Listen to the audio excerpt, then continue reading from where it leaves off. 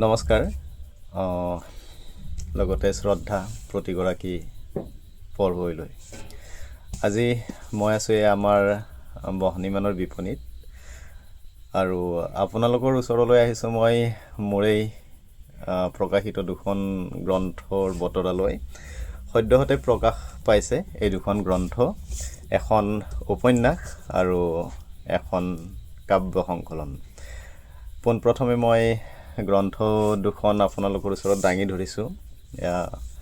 মোৰ সদ্য প্ৰকাশিত উপন্যাস লা মেইজো ডি আনন্দ আৰু এইখন 1072 পৃষ্ঠাৰ গ্ৰন্থ ছপাশালৰ পৰা আহিল ইতিমধ্যে আৰু এইখন এখন খুব ভিন্ন ধৰ্মী গ্ৰন্থ মই যথেষ্ট চেষ্টা কৰিছোঁ গ্ৰন্থখন ভিন্ন ৰূপত লিখি উলিয়াবলৈ আৰু কাহিনী উপকাহিনী যথেষ্ট আছে ইয়াত উপন্যাসখনত মূল কাহিনীৰ সৈতে উপকাহিনী কেইবাটাও আছে আৰু চৰিত্ৰবহুল উপন্যাস এইখন আশা ৰাখিছোঁ পঢ়ুৱৈয়ে ভাল পাব আৰু এইখন উপন্যাস এনে এখন উপন্যাস যিখন উজনি আৰু নামনি দুইটা পটভূমিত ৰচনা কৰা হৈছে আৰু বিশেষকৈ সামাজিক সংঘাত নৈতিকতাবোধ আৰু আমাৰ সামাজিক দায়বদ্ধতা এনেকুৱা বিষয় কিছুমানৰ লগতে পৰিৱেশজনিত সমস্যা কিছুমানক এইখন উপন্যাসত উপস্থাপন কৰা হৈছে লগতে চৰাঞ্চলৰ বাসিন্দাৰ বিষয়ে লগতে আমাৰ নদীদ্বীপ মাজুলীৰ বিষয়ে এইখন উপন্যাসত যথেষ্ট পৰিমাণে তথ্য বুলি নকওঁ পটভূমি গ্ৰহণ কৰা হৈছে তাৰ পৰা আৰু লগতে লা মেইজো ডি আনন্দ ইয়াৰে নামটোৱে এটা তাৎপৰ্য বহন কৰিছে ইয়াৰ বিষয়ে মই এতিয়াতে প্ৰকাশ নকৰোঁ উপন্যাসখন পঢ়িলে পঢ়ুৱৈয়ে জানিবই গতিকে আশা ৰাখিম পঢ়ুৱৈয়ে সঁহাৰি জনাব আৰু যদি যিসকল পঢ়ুৱৈয়ে গ্ৰন্থখনৰ প্ৰতি আগ্ৰহ প্ৰকাশ কৰে তেতিয়াহ'লে পঢ়াৰ পিছতো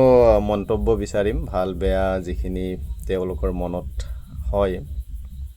আৰু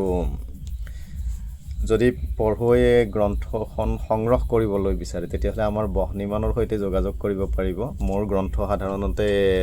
সকলো বিপণীত দিয়া নহয় বিভিন্ন সমস্যাজনিত কাৰণত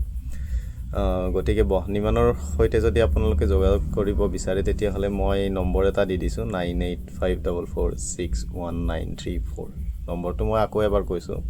9854461934 এইটো নম্বৰত আপোনালোকে যোগাযোগ কৰিব পাৰে হোৱাটছআপ বা ফোন কল যোগে আৰু গ্ৰন্থখন সংগ্ৰহ কৰিব পাৰিব আৰু গ্ৰন্থখনত বহনিমানৰ পৰা সংগ্ৰহ কৰিলে বিশেষ ৰেহাইৰ বৰ্তমান ব্যৱস্থা কৰা হৈছে আৰু ডেলিভাৰী চাৰ্জ নালাগে গতিকে আপোনালোকে যোগাযোগ কৰিব পাৰিব উপন্যাস এইখন লা মেইজো ডি আনন্দ আৰু এখন কাব্য সংকলন একেলগে প্ৰকাশ পাইছে সেইখনো মই আপোনালোকক দেখুৱাব বিচাৰিছোঁ এইখন কাব্য সংকলন গাঁওবোৰ এদিন চহৰত পৰিণত হ'ব এইখন কাব্য সংকলন মোৰ পূৰ্বৰ দুখন কাব্য সংকলন আছে কিন্তু মই ইমান সন্তুষ্ট নহয় কাৰণ হ'ল এইখিনি বিশেষ গভীৰ বিষয়বস্তু তেনেকুৱা নহয় কিছু কবিতা আছে আচলতে সংমিশ্ৰিত কবিতা কিছু ৰোমান্টিক ধাৰাৰ আৰু কিছু গভীৰ আছে সেইকাৰণে কিবা সংমিশ্ৰণ ধৰণৰ হৈ গ'ল পূৰ্বৰ এখন কাব্য সংকলন আৰু এখন অৱশ্যে প্ৰেমৰে কাব্য সংকলন ভাবিলোঁ অলপ গহীন বিষয়ক লৈ কাব্য সংকলন এখন প্ৰকাশ কৰোঁ জানো কাব্য সংকলন বৰ্তমান নচলে আৰু ব্যৱসায়িকভাৱে হওক বা বজাৰত যেতিয়া কাব্য সংকলন দিবলগীয়া হয় বিশেষকৈ কিতাপ এখন প্ৰকাশ কৰাৰ পিছত বজাৰত দিবই লাগিব কিন্তু বজাৰ চাহিদাটো খুব কম তথাপি ভয় লাগে কাব্য সংকলন প্ৰকাশ কৰিবলৈ তথাপি ভাবিলোঁ এখন কাম হিচাপে থাকি যাওক সেইকাৰণে প্ৰকাশ কৰিলোঁ আৰু এইখনে কাব্য সংকলন গাঁওবোৰ এদিন চহৰত পৰিণত হ'ব দুইখন গ্ৰন্থ একেলগে দাঙি ধৰিছোঁ আপোনালোকৰ ওচৰত সদ্য প্ৰকাশিত এখন উপন্যাস লা মেইজো ডি আনন্দ আৰু এখন কাব্য সংকলন গাঁওবোৰ এদিন চহৰত পৰিণত হ'ব এই দুইখন আপোনালোকে সংগ্ৰহ কৰিব যদি ভাবে যে প্ৰয়োজন তেতিয়াহ'লে বহ্নিমানৰ সৈতে যোগাযোগ কৰিব পাৰিব আৰু মই উৎসাহিত হ'ম পাছৰ কাম কৰিবলৈ। গতিকে এইখিনিয়ে আৰু আশা ৰাখিছোঁ পঢ়ুৱৈৰ পৰা সঁহাৰি লাভ কৰি মোৰ পূৰ্বৰ আন এখন উপন্যাসৰ দৰে এইখনৰ প্ৰতি সঁহাৰি পাইছোঁ যথেষ্ট।